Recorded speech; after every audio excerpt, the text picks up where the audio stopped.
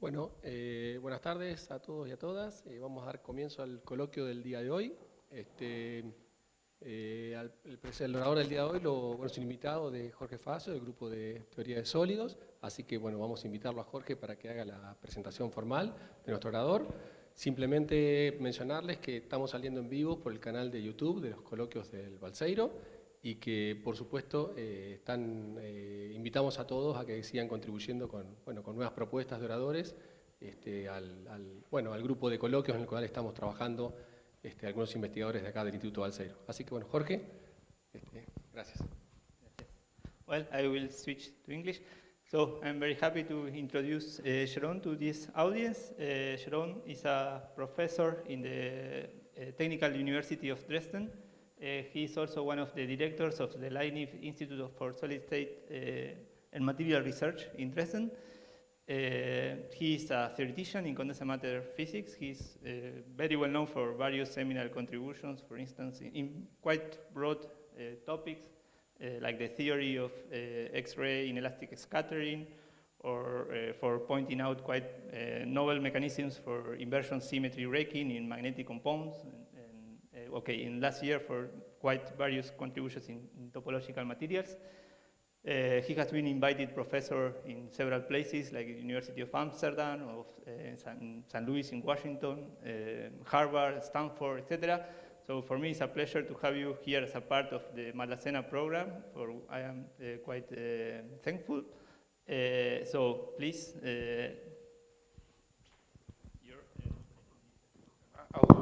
I'll use this mic, right? Yeah. Okay, thank you very much, Jorge. And thank you very much to the audience, and thank you very much to the Maldacena program for having me here in Bariloche for a longer time. I've been now almost 3 weeks. I've immensely enjoyed both the institute and the surroundings, the nature, the mountains, the water. It's really a fantastic time. Okay, I'll talk about the title of my colloquium is Anyone Seen an Anyon, which is a bit of a wordplay. I will talk about Majoranas or Majorana fermions in Kitaev materials. It's basically a more substantial subtitle. As it's a colloquium, I'll mainly talk actually about the work of others.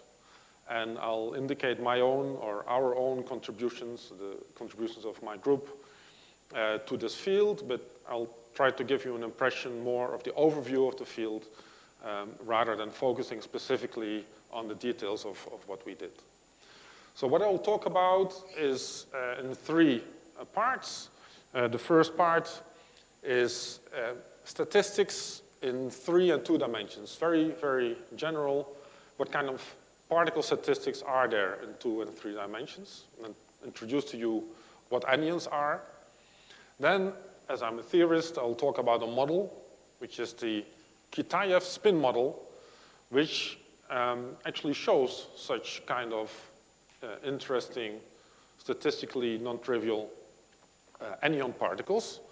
And then I'll indicate how in the last, maybe 5-7 years, in these materials, there has become evidence that there are such interesting particles, at least Majorana particles, emerging that might be interesting in the broad context of quantum computation. But this is very basic research and related to materials. Okay. So let's look at the quantum particles in a 3D system, and I have 2 particles, and I ask what kind of quantum statistics do I have? And I have a wave function, psi, that depends on this 2 coordinates, R1 and R2. And what I ask in the textbook way is, what is the exchange operator between those particles, P12? Oops, okay. So if I know that P12 exchanges the 2 particles, I also know that P12 squared gives me back the original wave function, saying that the eigenvalue of the operator P is +1 or -1. P12 on psi R1, or R1, R2 is plus or minus psi of R2 and R1, right? So we're used to this. I can also write this in a bit more general way as a phase where this exchange of two particles gives the wave function a phase which is I to the gamma half, where gamma half is 0 or pi. Okay. Now we know very well that we have two types of particles. The bosons, where if you exchange them, the wave function does not change sign, which are particles with integer angular momentum. And we have particles where if you exchange them, there is a sign change, the famous fermion minus sign. And these are half integer particles, or particles that have a half integer angular momentum. And this is the spin statistics theorem, and this is what we have in 3 dimensions. Well, you could ask, is there anything more that you could have in 3 dimensions? Why only bosons and only fermions? If it's a good question at all, but you might ask it. And actually it was proven formally in the 1970s that there is nothing more than fermions and bosons in 3 dimensions. And instead of proving anything to you, I'll give you a hand-waving argument on how to understand that and how in 2 dimensions this can be different. So if I look at the wave function and I move slowly my wave function through space, the wave function in general will acquire a phase. And this phase there are 2 parts to it. There's a dynamical phase, which depends on the energy landscape that this wave function, this Gaussian particle, wave packet is traveling through. That's this dynamical phase theta, and there is a geometric phase.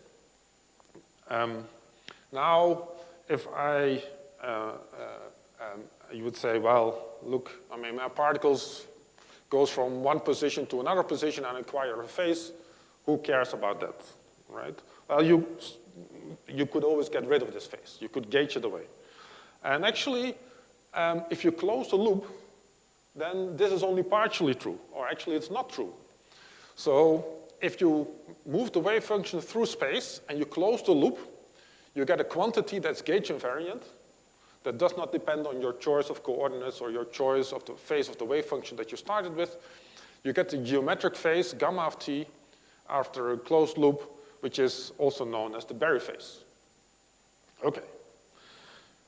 How does this help me explain the statistics of the 2 particles, or the possible statistics?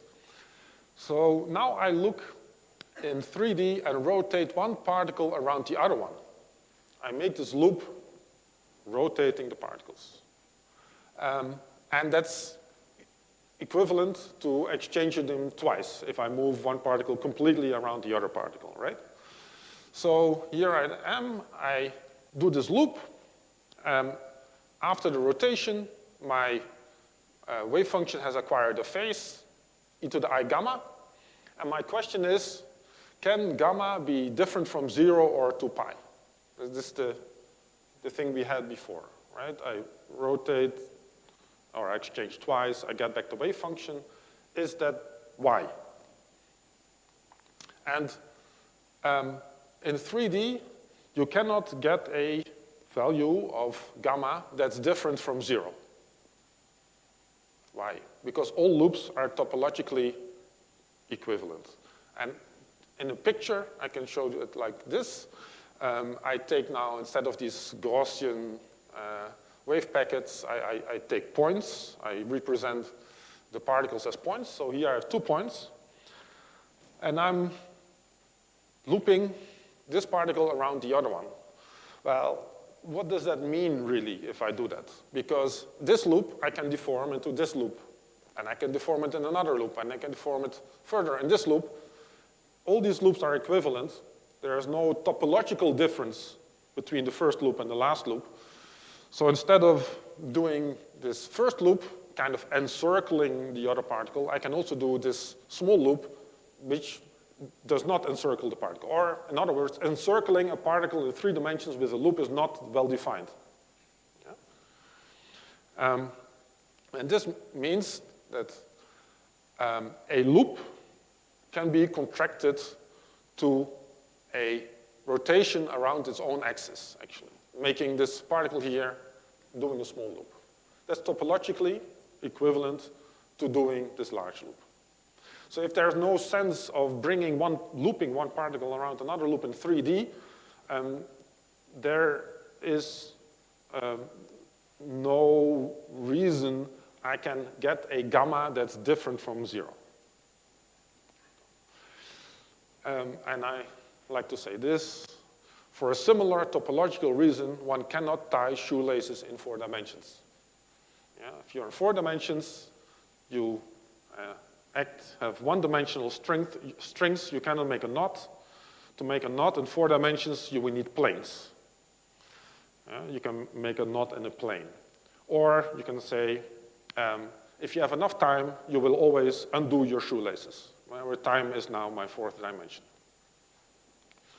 Okay, so dimensionality matters. What about 2 dimensions? Let's now do the same thought experiment and rotate a particle around a magnetic flux. So here I have a particle.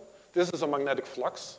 This is 2 dimensions, or quasi-2 dimensions. It's a 2-dimensional plane where this particle can move in, and this flux is piercing the plane. That's my 3rd dimension in my mind. But for the particle living here, it's really a 2-dimensional world. So now, let's see, deform my loop. I can deform these loops without any problem, but if I do this, now I really do not encircle the flux anymore. So topologically, there are 2 kinds of loops that I can make in 2 dimensions. 2 topologically distinct loops, okay? So that means that I can acquire, there is a sense that I can acquire phases. And if you know the Aharonov-Bohm effect, that's exactly what happens. Yeah? So also in the 3 dimensions, if you have an infinitely long flux and you will bring a particle around it or a wave function around it, the Aharonov-Bohm phase going around this magnetic flux of the wave function is Q, the charge of my particle, times phi, the flux that I have here, generated by the magnetic field, divided by h bar. So if my particle now encircles an elementary flux quantum, which has this h over 2e flux, you can see from here that actually the charge, if there's a charge 1, an elementary charge, acquires a phase that's equal to pi. So in 2 dimensions, it's perfectly possible to acquire a phase after rotation that's not equal to 0, but that's equal to pi. And actually, the phase you acquire can be anything depending on this flux, right? In my, say, sloppy use of words, exchanging Q and phi produces a phase difference. Okay, now let's look really at 2 dimensions, what happens. I exchange 2 particles now, and I do it in 2 dimensions, and these guys, Linus and Merham, pointed out that actually in that case, you have can have non-trivial statistics. Yeah. Exchanging corresponds to, let's say, half of a full rotation. So I exchange these 2 particles, and I can acquire a phase that's here, I gamma over 2, where the statistical angle can take any value. You can think about one particle carrying a flux and a charge, and the other particle also carrying a flux and a charge. That's, why not?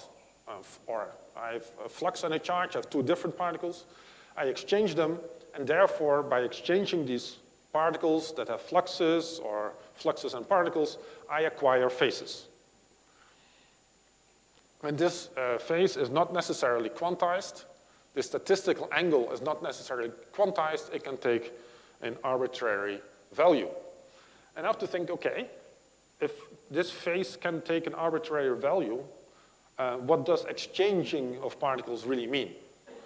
Because if I take exchange the two particles with a half rotation like this, or like this, exchanging the particles with a half rotation like that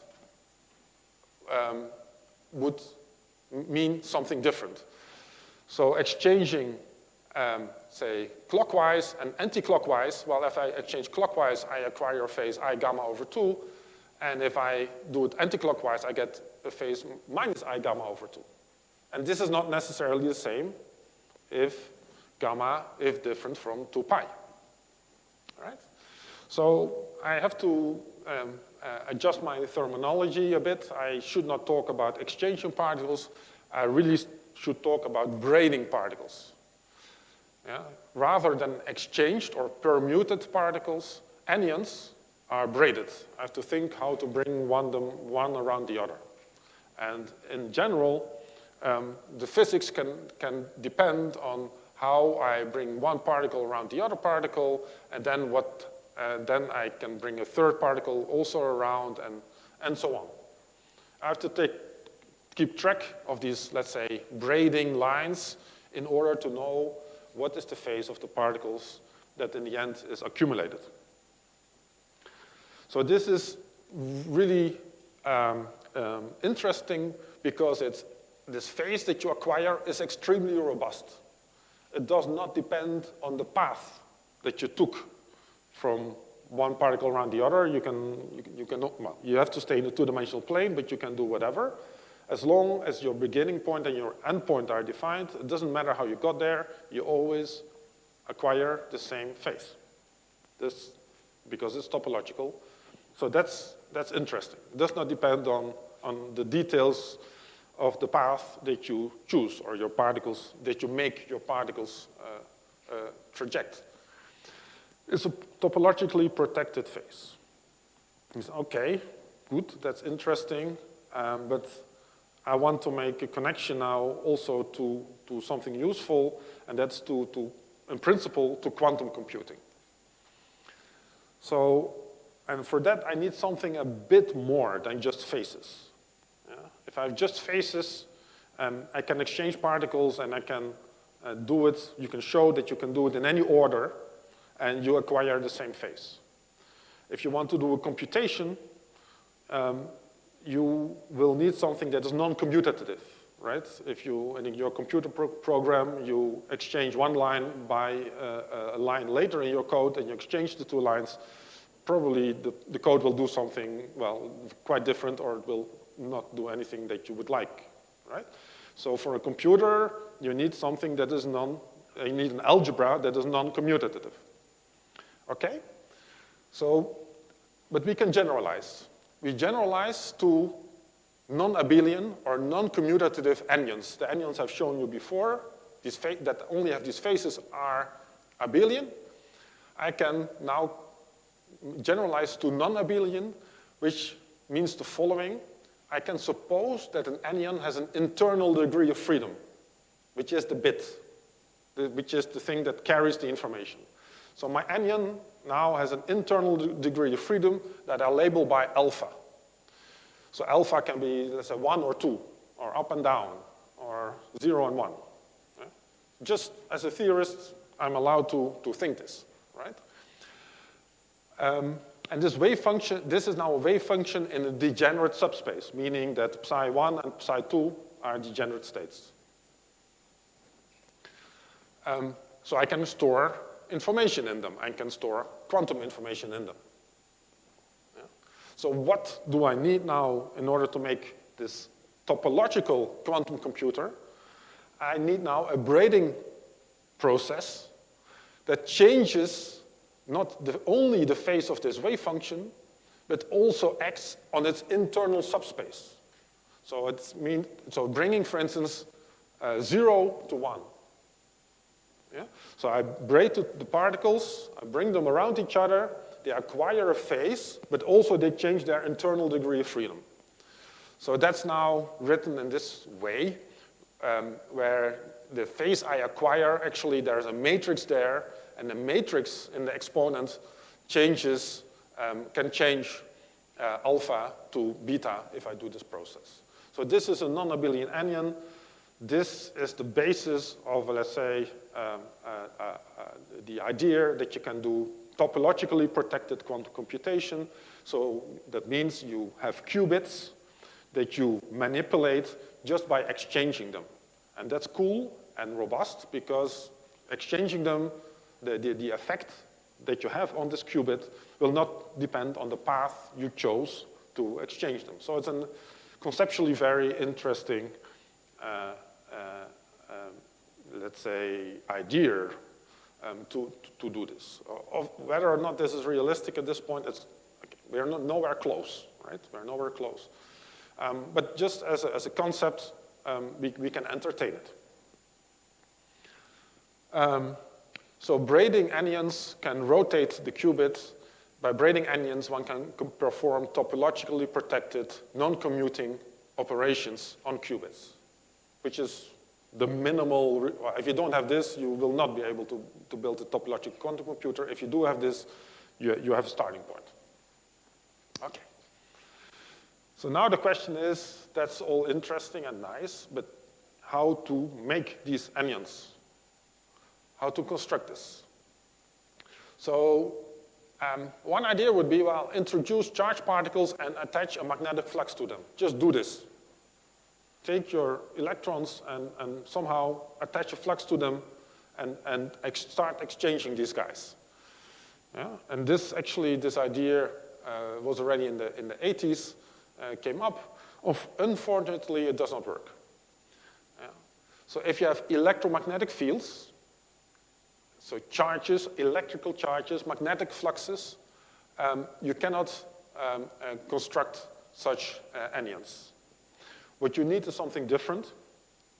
You need, so let's say in the realm of electromagnetism, we have fluxes, we have charges, but in that realm, we are not able to build these anyons. What we need is something different, and that's often referred to as emergent fluxes. So an emergent flux is a flux generated by interactions between electrons. And they act on the wave function of those electrons just like magnetic fluxes do. This might sound very esoteric. It is somewhat esoteric. Well, actually, it's not so esoteric because actually in the fractional quantum Hall effect, this is what happens. And I'll show you in the rest of the talk that something like this happens in the Kitaev model and might be happening actually in some materials that are incarnations of this Kitaev model. Okay, so what would be the recipe? You take interacting electrons, you break them up in charges and fluxes, so in charged particles and flux particles, and now you braid those charged and flux particles. That's the idea. And like I said, in fractional quantum Hall effect, there is some evidence that you can do this. And I will not talk about it, but I have to mention it. It's basically the biggest part of the field is related to Anyon physics. I would say experimentally has been basically that space has been occupied by fractional quantum Hall effect. And how do they do in creating anyons and showing that there is anyon physics in 2 dimensions? Well, they are progressing. I'm not the expert to talk about how far that field is. Somebody else should give a colloquium on that. But I would say from what I know and talking to colleagues and looking at the literature, fractional quantum Hall is closing in, but not there yet.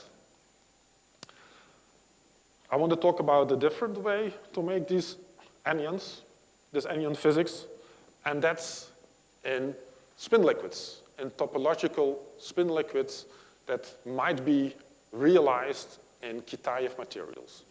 And there, I would say, we, as a community, we just started. This is less than 10 years old. Fraction quantum Hall effect is probably 30 years old, 40, maybe more. Okay. And the model, I will now talk about a model where exactly this happens, a spin model where there is the spin liquid and where there are non-trivial particles with non-trivial statistics in 2 dimensions, and then I'll talk about materials where this might be realized. So here is the model, and this is was introduced in 2006. It's Kitaev model. And it looks very innocent. So I have spins interacting on sides I and j, which are neighbors. They are on a honeycomb lattice. And these interactions now are a bit particular. I have these spin 1/2s on the honeycomb lattice. And the spin has 3 components, x, y, and z component. And now these x, y, and z components are interacting on different bonds. So in this brown bond, now I have as z. I have an Ising interaction between the z components of the spin on the x bond. Okay? But now, sorry, on this bond, which I can call the z bond, if you want. This blue one is I can call x bond, and also there I have a kind of Ising interaction, but now of the x components of the spin, and equally so on the 3rd bond, the y bond, where I have an Ising type interaction between the y components of the spin. So if on all these bonds the z components of the spin would be interacting, then I would have a honeycomb Ising model, let's say, a classical model. But now, because these components here on this side do not commute, I have something non-trivial. Or that was pointed out in 2006 by Kitaev. And just to give you a flavor, I don't want to go into the theory of that, but how can that, how is this system non-trivial? How can you have emergent particles here? How do interactions give rise to new particles? And that is because what you can do in this model is define what we now call flux on each hexagon. So I take a hexagon, so I have 6 spins that I have to consider, that I can consider, and I make a product. I make an operator that's a product of those 6 spins here, but it's a product that's very particular in its choice of z, y, x component. It's always the component that is not interacting along those 2 bonds that I multiply. It doesn't matter. It's a mathematical construction. What you can show, what Kitaev showed actually, is that this operator, this flux operator, is a quantum number. So on each hexagon that I have in my lattice, I can define a quantum number. And the spin system decomposes into flux sectors. So O being a quantum number means that it's conserved, that I cannot go from a system with one quantum number to another quantum number without breaking the symmetry of my Hamiltonian. Yeah? So this is a conserved quantity in this model. And I might call it a particle. Why not? Well, if a particle needs an internal degree of freedom, and we'll see that it has one. Okay? What's interesting actually is that some years later, there was a different representation of this Kitaev model in terms of bond operators. And you can actually do an algebra of these bond operators. And you can show that bonds without common sides, they commute. Bonds with common sides, they anti-commute. This was pointed out by Zohar Nusinov and Gerardo Ortiz, who you might know, you certainly know here.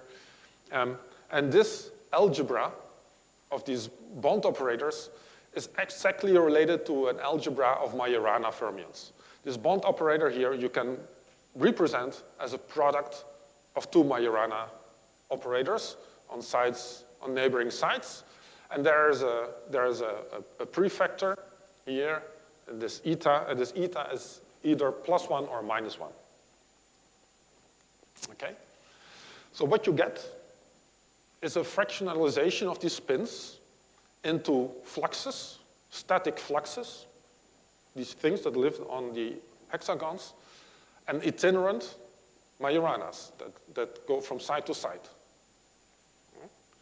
And we did a review article on that with Zohar Nusinov in 2015. Okay. So the takeaway message is that I have this honeycomb Kitaev model. I can introduce these bond operators. These are related to Majorana fermions. I have these fluxes also there. I have Majoranas with nearest neighbor hopping. I have static fluxes that have a sign in front of them. This is eta, which is +1 or -1. In the ground state, you can show that all these etas are the same. And you have something that is Majorana graphene. You have a honeycomb lattice with fermions, where these fermions on neighboring sides are coupled. These fermions now are not the graphene real fermions, but these are the emerging Majorana fermions in the honeycomb model. And interestingly, well, you can already understand that, why, but interestingly, the ground state is a spin liquid. There's no long-range magnetic order. These fluxes are static, so there's an order there, but there are these Majoranas racing around, and they are delocalized. And to make a spin order now, I would need to localize the Majoranas again to each other, right? So that's not happening. It's like an electron fluid, much like graphene is an electron fluid. But in this case, it's a Majorana fluid, if you want. And that's the magic that happens in this Kitaev model, right? You represent your spins in a different way, and now you see that you get quite naturally something that's not spins that are not ordered, and some emergent fluxes. Okay. So spins break up into fluxes and Majoranas. This is what we refer to as fractionalization of my elementary particles.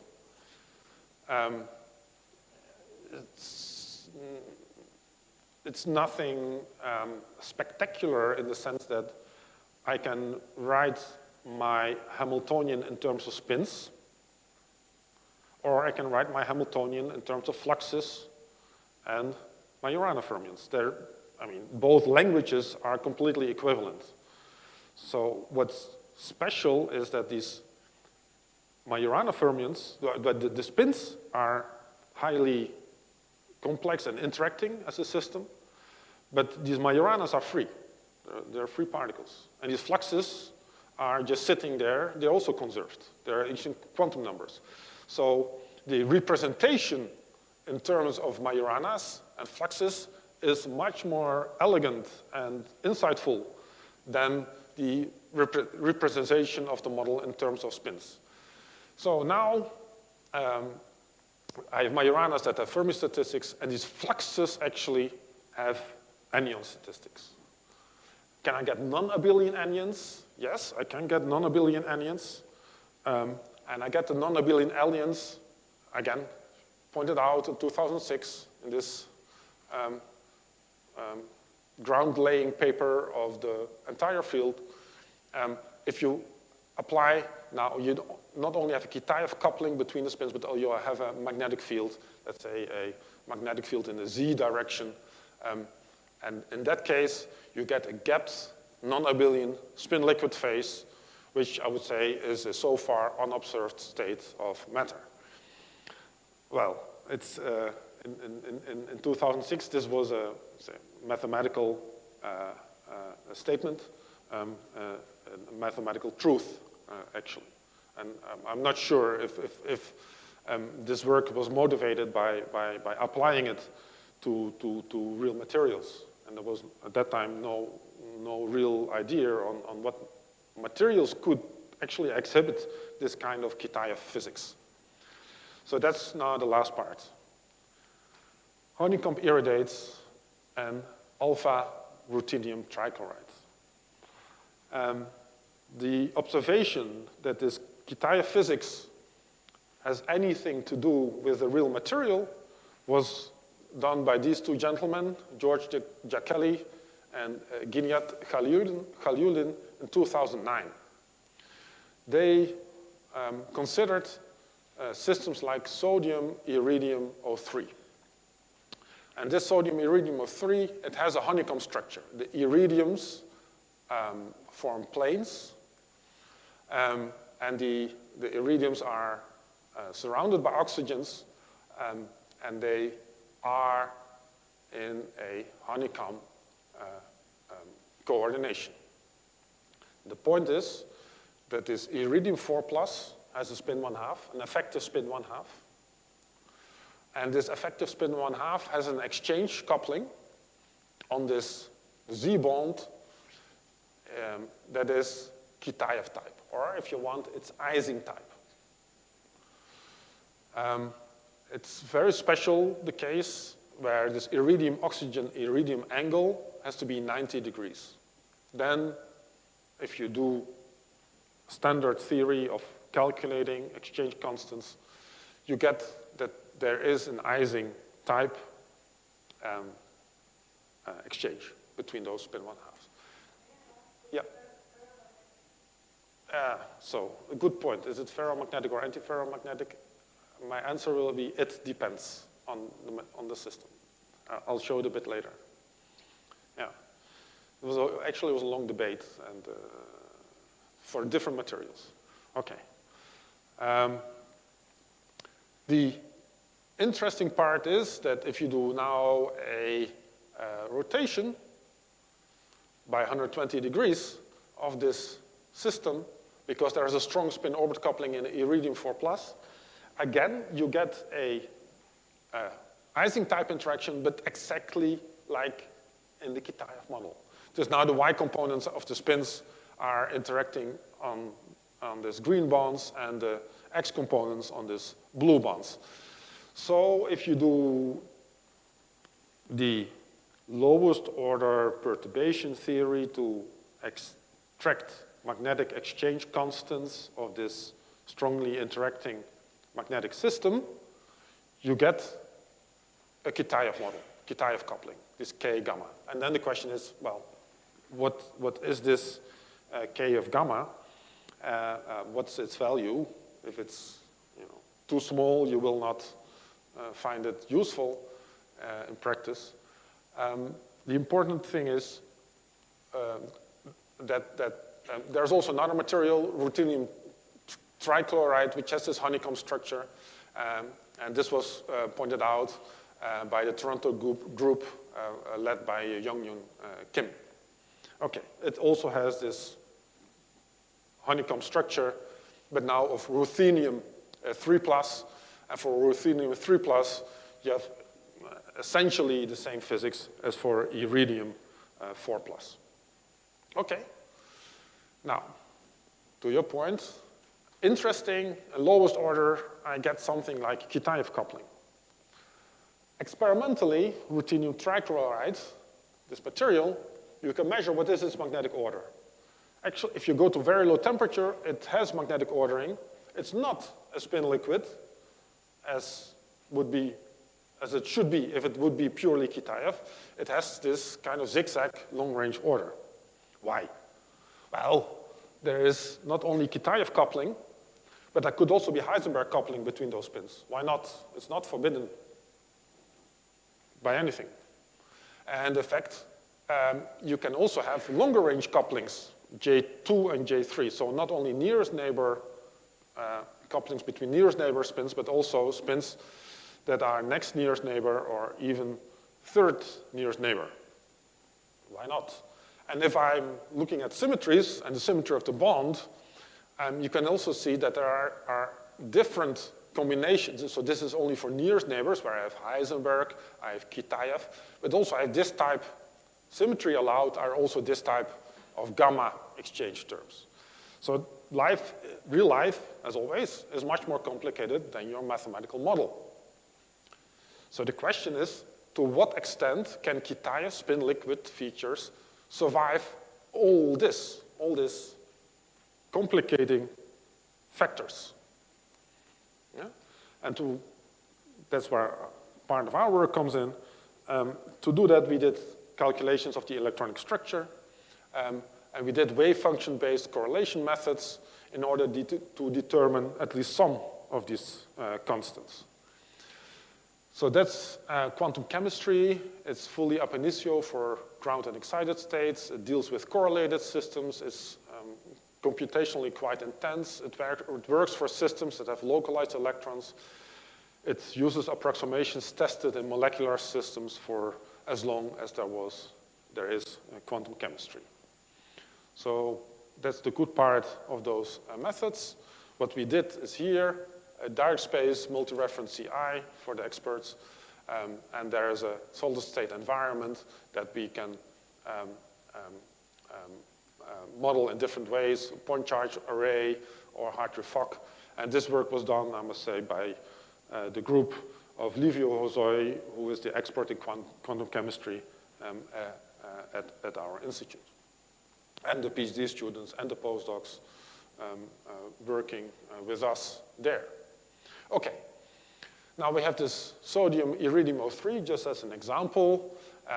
If you look at nearest neighbors, you have this kind of exchange possibilities for this type of parameterization of the exchange Hamiltonian. There's a J, there's a K, and there's something that we call JXY.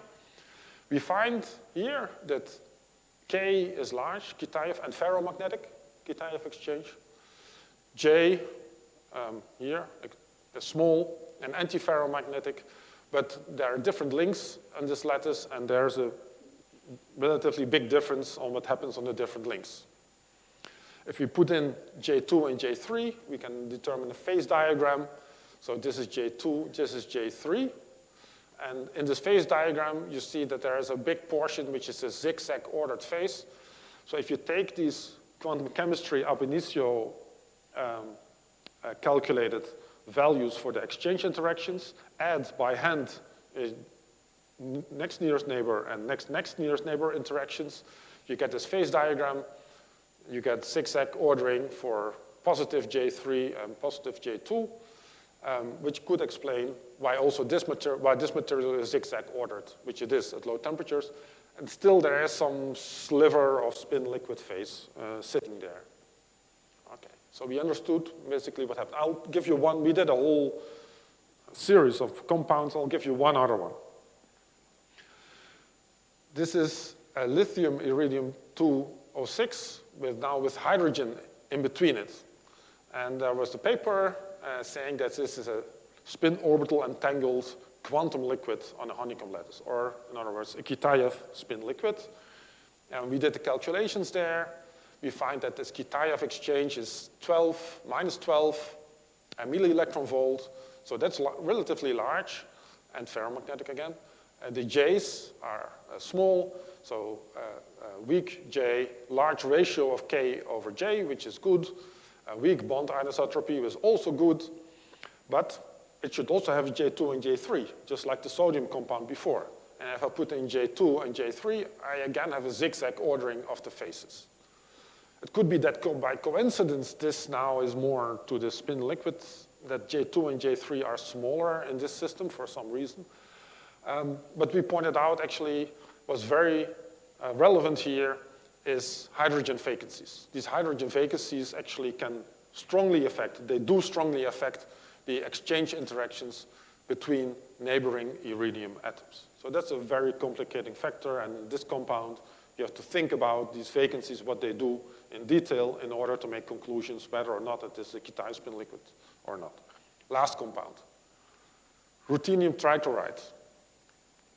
So what are the magnetic interactions from theory? Again, we can write down the minimal symmetry allowed model, and then we have longer range interactions. we again did this calculation of the parameters, put in my J2 and J3, and you see, well, again, for reasonable values of J2 and J3, this has a zigzag ordered phase, just as was observed experimentally. And at least from these calculations, you would say, well, the spin liquid here, this is this barely visible sliver. That does not look good. So not so promising. But these calculations, we did also something different. We included a magnetic field. So we take this longer range J2 and J3, have it in a state that is ordered like a zigzag at low temperatures, but now add also this magnetic field. And there something interesting happens, actually, at least theoretically. There, at some field, there is a crossover from a zigzag ground state to a spin liquid ground state. We had this at 11 Tesla. We could not calculate everything ab initio. We had to fit G factors from experimental data. But it was some indication that as a function of magnetic field, something interesting may happen in this paper of 2016. Then in 2017, this phase diagram was published. So it's a function of magnetic field for this ruthenium trichloride. The magnetic ordering temperature, the Néel temperature, which is about 7 Kelvin or so, starts to drop. And it seems that here, well, there are not many points in the phase diagram, but here the Néel temperature at least gets much lower, maybe goes to 0, and here you have a disordered phase. So maybe something happens. This is specific heat data, also pointing out that now around 7 Kelvin, here, sorry, at 7 Tesla, here it was 10 Tesla, there might be a critical point. In that paper in 2017, there was no magnetic order above 7 Tesla at low temperature, and also for the experts, the NMR lines stayed very sharp, showing you that there is some liquid actually behavior, some internal dynamics of these spins surviving if we go at a magnetic field above 7 or 10 Tesla. Okay, so this looked promising. I'll just give you the status of the field now. In elastic neutron scattering, what these guys see at 10 Kelvin, which is above the ordering temperature of the zigzag phase, there's a broad hump in the spin excitation spectrum. Actually, there's a continuum. This is exactly what you expect if you have fractionalized particles, if you have Majorana fermions sitting there. And if you go to lower temperature, 5 Kelvin, you get a long-range ordered phase, you expect spin waves, and indeed, these peaks are assigned, they are visible in the spectrum, and they are assigned by Banerjee et al. To spin waves. So this is actually very strong evidence that electrons do fractionalize in this system. Now the, say, killer experiments, which was 2018, Matsuda, in this Nature paper, thermal hole conductivity. So it turns out if you have a gapped Kitaev spin liquid, you have a quantized thermal hole conductivity. This was actually predicted by Kitaev, I think in this paper of 2006 even, that you have, because you have spins, you have no charges, no real charges in your system. And if you have a gapped topological system, you would expect edge states. But because you have spins, those edge states cannot carry charge. They need to be neutral. But they can carry heat. And there was a prediction of a quantization of the so transversal heat conductivity over T, which is Q times this elementary quantum, and with Q equal 1/2 for Majorana edges. Yeah, so you put this magnetic field above, say, 7 Tesla, you get a state where you think this might be a gapped Kitaev spin liquid, a non-abelian phase of the Kitaev state. And now you look for these Majorana fermions. If you find this heat conductivity to be half quantized, you're basically in business, or then that would be very difficult to explain in any other way than there being Majorana fermions. This is the phase diagram from that paper, magnetic field. Here's the zigzag ordered system, and here is the claim. You have this half integer quantized plateau in the thermal conductivity. That's sitting between those two points, say 7 to 9 Tesla, and above that, a transition again to a topologically non-interesting or topologically trivial phase. So this was a very exciting news, and now what we have in the last years since then is a controversy among the experimentalists. In 2021, there's a paper published, Absence of Half-Integer Quantization. Then in 2022, there was the robustness of the thermal Hall effect close to half quantization. And now, even this year, a finite non-quantized thermal Hall in the system from topological magnets. And this is very nicely summarized by Hee-Young Ki in a very recent news and views in Nature Materials that was published with this paper. So, long talk, conclusions open. Conclusions: fractionalizing quantum particles, transmuting even their statistics. I would say it's fun, it's something basic, something we want to do and try, because we can. In theory, anyons can appear in 2 dimensions. In practice, Kitaev model is relevant for sure. For instance, this ruthenium trichloride material. I would state that fractionalization of the spins has been observed there, especially by the neutron scattering is a very, very strong evidence for that. In a magnetic field larger than, let's say, 7 Tesla, I would say there's a gapped spin liquid, possibly with Majorana fermions, with a question mark. But I would say that, going back to the title, no one has seen any Anyon statistics, at least not yet.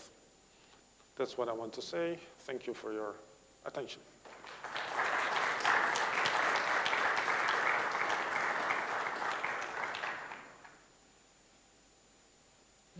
So thank you for the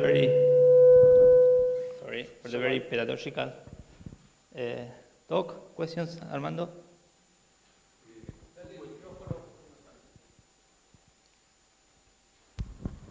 I have 2 questions. One about the exchange parameters. I mean, if you calculate them by first principle, how reliable are them?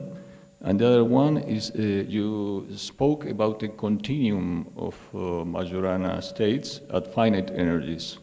As far as I know, the Majorana is at 0 energy. How do you reconcile that? Yeah, okay. Two excellent questions. So how reliable is our method? Okay, I think to calculate the exchange constants. So we have been to do this for this iridates and this ruthenium trichloride with quantum chemistry was a unique approach. It was not tried before. Livio Hosoi and his group were the first to do that with great accuracy. So of course we did not know also a priori how reliable it would be, other than the statement that things converge in our computer. If we do the robustness checks that you would do, change environments, change things, you see that your parameters, at least from the theory point of view, you have trust in them. Otherwise, you wouldn't publish them, of course. So then people have used different methods, from band structure methods, doing this perturbation theory, estimating what is the hopping integral T, or the different T's that you have, estimating what is the U's. and do t squared over u, but now to higher order. This is Rosa Valenti and people in her group in Frankfurt have done that to great extent. They have written a very nice overview paper 2017, also comparing the different methods. And it turns out that this quantum chemistry approach is working very, very nicely. We predicted there would be this ferromagnetic Kitaev interaction in sodium iridium O3, and we were beaten on the head by experimentalists and by other theorists saying, no, no, no, no, it's anti-ferromagnetic, you do the perturbation. And then at the end of the day, it is ferromagnetic, I'm proud to say.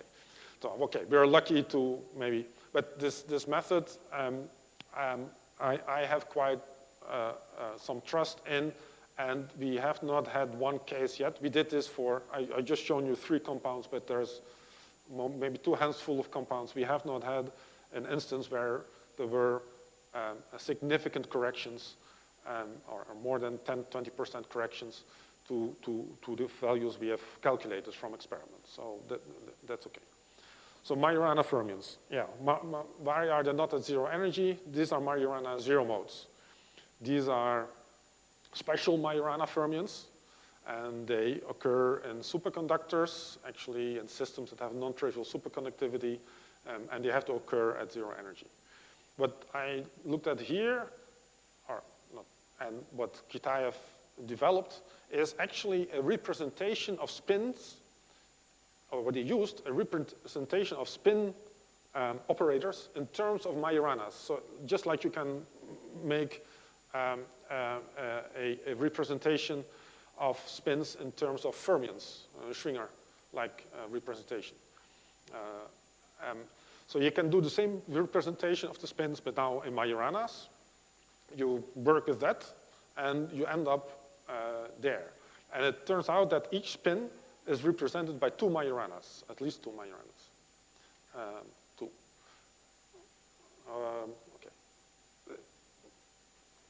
Not entirely correct. But what I want to say is, what you can show is that if you do a spin flip excitation, it's an excitation of 2 Majoranas. That's where I want to go. And it's just like in a one-dimensional system. If you have a one-dimensional system that's fractionalized, where you have spin-ons in a spin 1/2 chain, if you flip 1 spin, so an S equal 1 excitation, you make 2 spin-ons. And you have a continuum of those 2 spin-ons. And in the same vein, you now have a spin flip. If you have a spin flip, actually, you can show you create fluxes. You create 2 of those fluxes. And those fluxes now start to scatter also the Majorana fermions. So it's, that's why the momentum you put into flipping the spin is now distributed over more than 1 particles. So in principle over 2 or Majorana fermions. And that's why you get this continuum. Does that answer? Okay. Karen?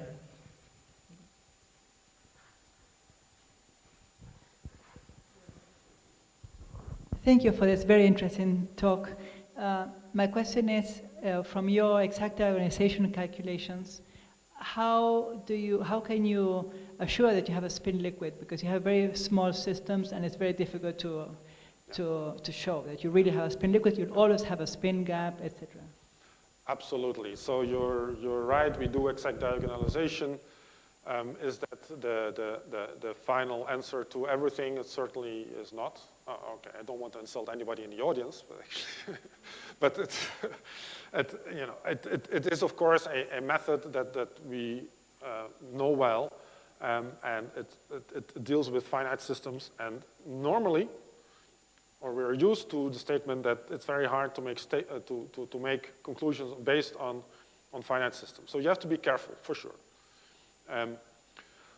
The good part is that if you would, for instance, do exact diagonalization on the Kitaev model, that I've shown here, which you can solve exactly, but you say, okay, I don't want to do that, I want to deal with the spin model. I take Ketone spin model, I put it on a computer, and then, 12-site cluster, 16-site cluster if you're a hero, and I just do exact diagonalization. What would I expect for the finite size scaling? Actually, this system, you can show that in the Ketone spin liquid, there are only nearest neighbor spin correlations. The longer range spin correlations are 0. So that's great for exact diagonalization, because it means that the only thing that you have to worry about is this nearest neighbor correlations, and the longer range correlations, they're 0 anyway. So even if my cluster is very small, the things I throw away should be 0, or very close to 0.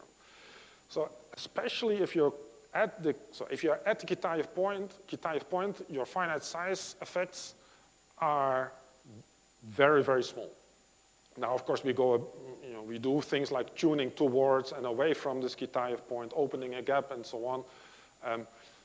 This is all more tricky, but we are in the lucky circumstance. We are close, or the state we want to find is a state with very little longer range spin correlations, which makes finite clusters a method that is more suitable than you would think otherwise in systems where you have very long range spin correlations. One more question. So maybe I have one. So you make it very clear that the dimensionality matters. So then what about the coupling between different honeycomb lattices in this three-dimensional material? So you're saying this is a three-dimensional material and you have a coupling between the planes. Yeah. Also correct. And what will be happening? What's the consequence of that? Open question.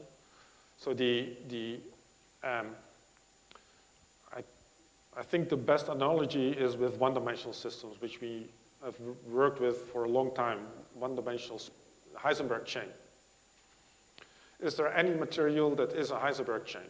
Well, there's not. Any material has a repetition of those chains. They're coupled in some way. Are there claims that there is spin fractionalization? And if you want to call it spin liquids in these one-dimensional systems, yes, there's strong evidence. And why is that? Because you're looking at low temperatures, and you start to seeing this fractionalization. But these temperatures are still higher than the typical coupling between the chains. Okay. And so you have this regime where, in fact, if you would go to 0 temperature, if you would be able to go there, then again, you should get long-range order. Because the spin 1/2 chains are coupled, and at that energy of that coupling, at that temperature, let's say roughly, that temperature scale, there should be long-range order setting in, and there would be no one-dimensional physics.